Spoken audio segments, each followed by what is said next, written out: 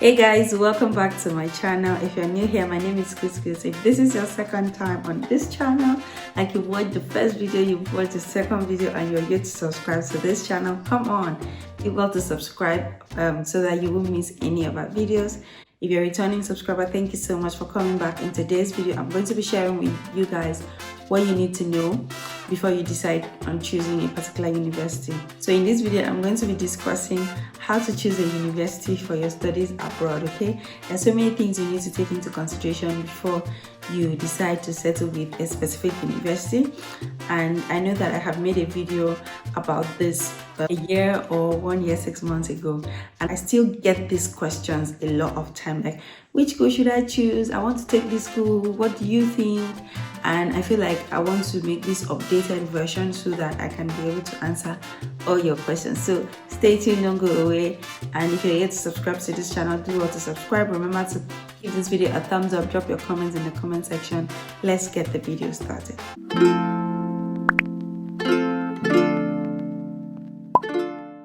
So I usually advise people that don't just jump on a particular university because you've seen your friends go there or you've seen your colleagues go there. The first thing you have to identify is your interest, your field, your career path. For instance, are you a lawyer?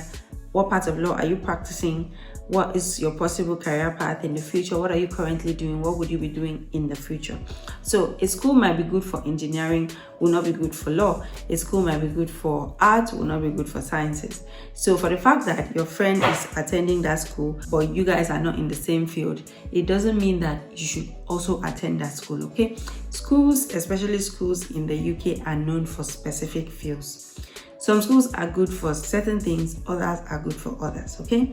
Although we have schools who are good in majority of areas, other schools may not be good in majority of areas, okay? This is what I mean. Your field of interest will determine the school that you decide to go. If you want to do an LLM, there are certain schools that are outstanding for masters in law in the UK. If you want to do oil and gas, if you are like an engineer, a civil engineer, oil and gas person, there are certain schools that are renowned for oil and gas that you need to go. So usually sometimes all people do is, oh, I want to go to Harvard, oh, I want to go to Oxford, oh, I want to go to this, just because these schools are popular. Those are very good schools and very competitive at the same time. But it doesn't mean that if you don't enter these Ivy League schools that you will not find any other good school. Especially parents. I think I want to be talking to parents at this point in time. Some parents just feel like, if my child doesn't get into this particular school, if my child doesn't get into Oxford, then he's not going anywhere. If my child doesn't get into Cambridge, then he's not going anywhere. You have forgotten that there are certain aspects or there are certain areas Cambridge is good in and does not even address these other areas. There are certain areas some schools are good in and are not good in other areas. So the very first thing you have to take into consideration is the area that you want to focus on, your industry, your specialism. This will lead you to go and check the school's ranking. When you check the school's ranking and reputation in that industry, you will know whether to choose the school or not. Usually when you check the university's ranking, it will show that, oh, very good in research, or number 5 in law, or number 10 in engineering. So if your field is engineering, go to a school that is good, is renowned in engineering. If you are in law, go to a school that is renowned in law. Of course, you know that Queen Mary University Law, the Center for Commercial Law Studies, is globally recognized. It is one of the best law schools in UK. You already know. I don't have to brag. So what I'm saying is, whenever I feel bad that, oh, I should have attended Oxford, I should have attended Cambridge, I think back and like, what is my course again? My course is Comparative and International Dispute Resolution. It's in the School of International Arbitration, Center for Commercial Law Studies, Queen Mary University. And I'm like, who is number 1 in that course actually in the whole UK? Queen Mary. So what are you saying? Why will I cry foul simply because I didn't go to another school that has a big name? Not, knowing the industry I am in. In my industry, my school is number 1. Okay? In international arbitration, my school is number 1. So please allow me to brag. So that's how you choose your university, not because, oh, it is a big name. That's a factor, but that's not the only factor, okay?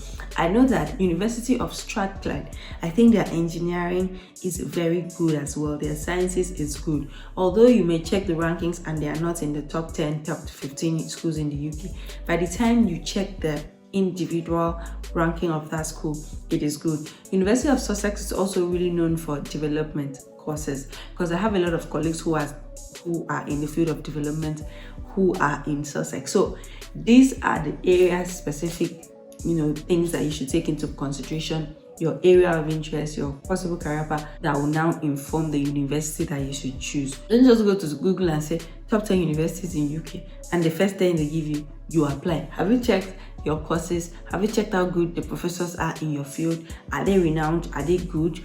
How is their research like in your field? So that's the thing that you should take into consideration before you decide to choose University A or University B. After you have identified your course, your interest, your passion, your possible career path, you now have to identify the universities that are good in that field. For instance, I want to do an LLM in international dispute resolution. Which university is good in this field? Okay, I identify. School of International Arbitration in Queen Mary University is really known for international arbitration research in the industry, and I've contributed. The professors are good. Go for it, okay? It's not about, oh, I just want to go to this particular school. Why do you want to go to that school? How is it going to help your course? Is a course globally recognized? Because you can pick a particular school, although it is abroad that you call it. You might pick a school in a foreign country and you are not sure if that degree is even globally recognized. The fact that the school is in UK, the fact that the school is in another country outside your country, doesn't automatically make it good. So those are the things you should take into consideration. The next thing I have to say is consider your financial state, because some universities' tuition is actually very expensive. Some universities' tuition is actually very expensive. And in the UK, there are some schools that their tuition fee is half of another's. For instance, you can't compare the tuition fee of Oxford and Cambridge to, I'm not going to mention any other university, a tuition fee of a small university, okay? This does not mean that you're going to get any less of an academic experience, okay? But you have to take your financial situation into consideration. For instance, are you going to be self-funded? If you're going to be self-funded, how much can you afford? Can you afford a school of £40,000 tuition, knowing that you're going to be paying for your accommodation and for your feeding throughout your time in that country? So depending on how much you have to now narrow it down to the school you can afford. There are some universities in UK that their tuition is £9,000, £7,000. Some of them, their tuition, could be up to like maybe 16,000, 15,000. Some are 20,000, 25,000. Others are 30,000, 40,000. So when you are choosing a school, consider your financial standing. If you're going to be funding yourself, how much can you reasonably spend in a year? Because apart from paying the tuition, you're going to pay for accommodation, and accommodation is not cheap. Accommodation is not cheap. You're going to be paying for accommodation possibly 1 year ahead, and it is not cheap. You're going to take care of your feeding, the transportation when you are here, your clothing, and all the expenses that you need to cover. So take that into consideration. If you're looking for a scholarship, also consider what kind of universities have scholarships for me. What kind of scholarship can I apply? For instance, if you narrow down and decide that I want to attend Queen Mary University, ask yourself, how much do I have? The tuition fee for an LLM in Queen Mary University for international students currently is about £26,000. And then you're going to ask yourself, do I have up to £26,000? Okay. After you ask that, you're going to also ask yourself, do I have up to £7,000, £8,000 for accommodation? And then how much do I need to reasonably live for the time of my studies in that country? So you're going to take all of that into consideration. Now, if you want external funding like scholarships, you're now going to ask yourself, which scholarship can I apply to that would allow me to go to Queen Mary University? You know that a couple of scholarships are there, but not all scholarships can fund you to all schools. So not all scholarships can fund you to all schools, okay? Some scholarships limit the universities you can attend. And another thing is that some schools also have internal scholarships. I know that Queen Mary also has like the Roy Good scholarships for law students. So that is specifically to Queen Mary. So when you're applying for scholarships, you consider the internal funding for universities and also the external scholarships you want to apply for. Which universities can I use to apply for the scholarships? Like Children's scholarships is only for UK universities. Erasmus is UK and EU. I think MasterCard is US and Canada. So you have to identify the scholarships that you need to apply to and the schools that you can afford to apply to for these scholarships. So for those who want to do like a research master's or PhD, it will do you good if you check the funding, the research funding for these universities. Okay, some universities have funding for specific research areas. So if you can check the university's website, check out their research areas and research fundings, or what fundings do they have and what research are they currently undertaking. Because for instance, especially for those in PhD, for those who want to go for PhD, if you want to do your PhD in gender studies, maybe you want to do your research in gender, and the university you want to apply for, maybe they don't have funding in gender and you need a scholarship for your PhD program or your research masters, it is obvious that you may likely not get funding for that course, because first of all, you are not paying your tuition. Secondly, you need scholarship and the university does not have funding for that program.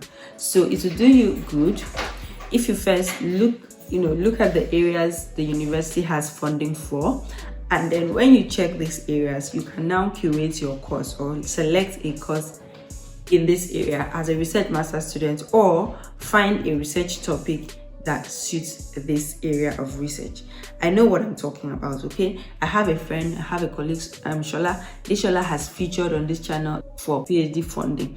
So she said that she had applied to almost 11 schools and got rejected her research. She usually just get the admission, but she couldn't get the scholarship because there was no research funding for it. But when she applied to Queen Mary, she found out that Queen Mary had funding for it. She even had professors who were already working in that field. So the professors also pushed and she was able to get this scholarship. So when you're also thinking of funding your program, also consider what research areas are these schools funding. I know that Queen Mary they have a really good research institution for international arbitration and for IP, intellectual property research institute. So you know that these areas have funding. I'm only saying this because it's law. I know I just know much about law because I'm a lawyer, but I know that there are other areas, other departments that Queen Mary also have funding. The job is to check out these institutions, go to their website, which areas of research are they funding, who are their sponsors, who are their funders, and if you find funding in certain areas, you may now curate your course or to those areas, and it may also help you decide on which university to pick. Okay, now let's talk about the location. Okay, I'm going to be discussing the location and your post-study plans. If going for your studies abroad is a relocation plan, is an immigration plan, then you have to consider the location. Which country is favorable for immigrants, for international students? For instance, you know that Canada has this post-study work permits, which is about 3 years, and after you stay there for about 3 years, you can have permanent residency and you can look for a job, and after you stay there for like 5 years, you can afford to apply for citizenship. Then UK has just introduced post-study work visa, where when you come to the UK to study after your program, you get 2 years post-study visa for master's degree or 3 years post-study visa for PhD. Within these 2 years or 3 years, as the case may be, you can look for jobs with employers who are capable of sponsoring your 5 years work visa.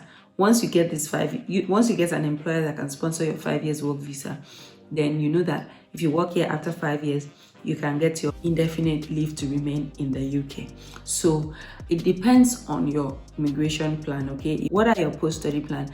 Are you just going to study, and if you just want to do a postgraduate studies and go back to your country, then choose a country that is favorable for that. But if you know that it is an immigration route for you, do not go to a country that after studies they will chase you, or after studies your visa would expire in 6 months and you have to go back to your country because all your investments may have gone to waste, So you just have to take all these things into consideration. If you want to go to the US, what are your chances of pursuing your career when you're done in the US? If you want to go to Australia, Saudi Arabia, anywhere you want to go, to China, Consider your post-study plans. Consider how favorable the environment will be for you as an international student. And also, some jurisdictions are more favorable to some areas. You will see some jurisdictions, some countries, are looking for more of tech people, science people. Others are looking for more of creatives, more of, artisans. So you consider these specific countries, what are their needs, who are the kind of people they're looking for. If I go to this country and pursue a course in this field, will I be able to get a job after? How easy will it be for me to get a job after? So you take all these things into consideration because you don't want to be frustrated at the end of your program, okay? Another thing I used to tell people is consider the weather when choosing your location. I come from Nigeria. Nigeria is very humid. We have extremely hot weather back in Nigeria, and I haven't really been in a country that is really, really cold. And then coming to the UK, UK is considered one of the countries with somewhat friendly weather because their winter is not extreme, their summer is not extreme, and all of that. So when you want to determine where to school, consider the weather condition because the weather can affect your productivity. A country like Germany can be really cold, Canada can be really cold, US sometimes can be really cold. So if you know that you cannot survive in these countries, I don't think you should decide to go. There are other countries that you can still get what you want without having to freeze to death, God forbid, without having to be so cold, because when winter comes, it can be really, really bad. Winter blues can be bad. It will be dark by 4 p.m., and you will just be very slow. If you're not really taking care of your mind, you will be depressed, to be honest, and you may not be able to study during this period. So you need to ask yourself, can I survive? Like in the UK, I was really cold, but it wasn't extreme. It's something that at least if you put on your heater and you cover up, you'll be fine. But there are some places that is really cold. There are some countries that are always on a minus. Like I can count how many times the temperature was on a minus here. But there are some countries that during winter, minus and 0 is their constant. You have to think about that as well because it's going to affect your productivity. It's going to affect how you will function as a student. It's going to affect your performance as a student, your participation, and just everything. The weather is very important. Don't underestimate it.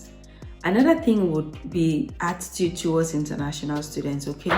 This would be some universities are really open to international students. Apart from just being open, some universities are really known to embrace international students.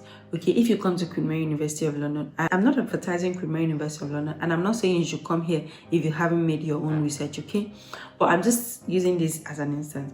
If you come to Queen Mary University of London, if you meet 50 students, trust me, 35 or 40 are international students, and is known for that. A couple of other universities as well, they love international students. They organize events for international students. They recognize that international students contribute hugely to the progress of the institution, so they give opportunities to international students. If there are jobs, they give equal opportunities and all of that. So you take all those things into consideration.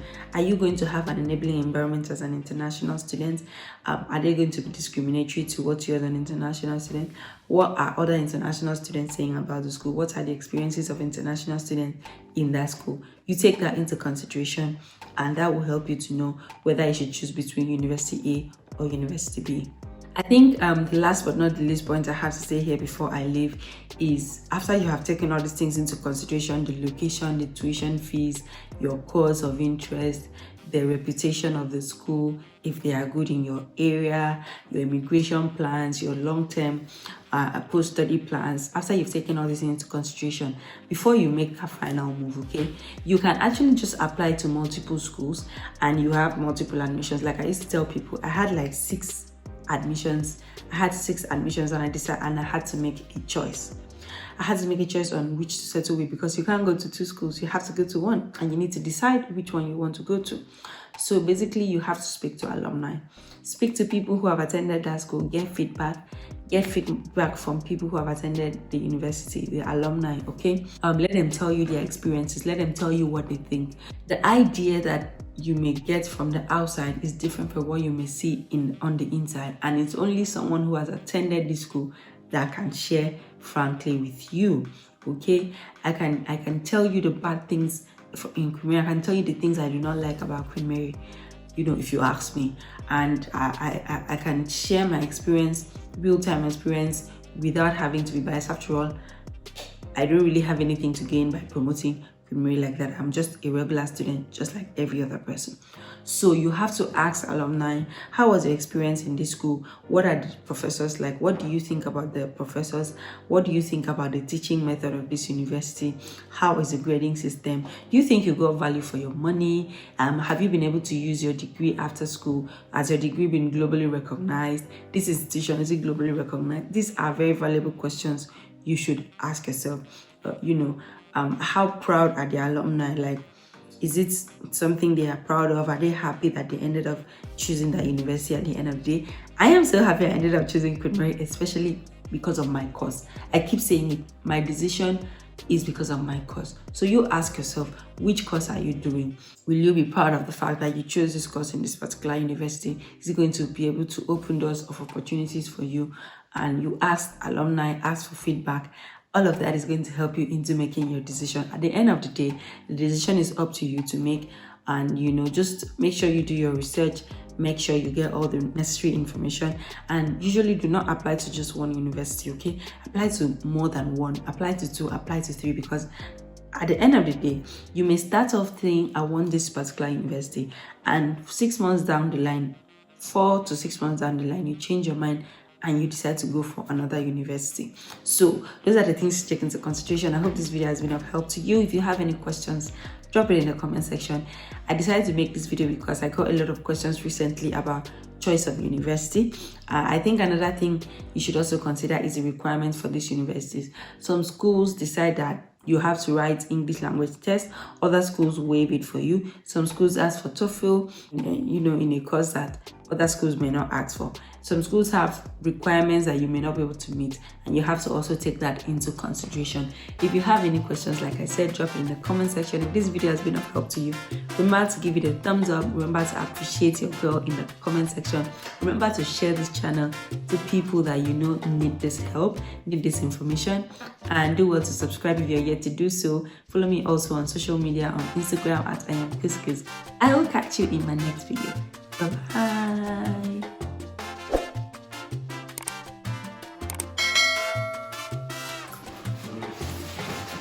Hello. No, don't worry, you're fine. Welcome. I was like, why is it so bright? Right?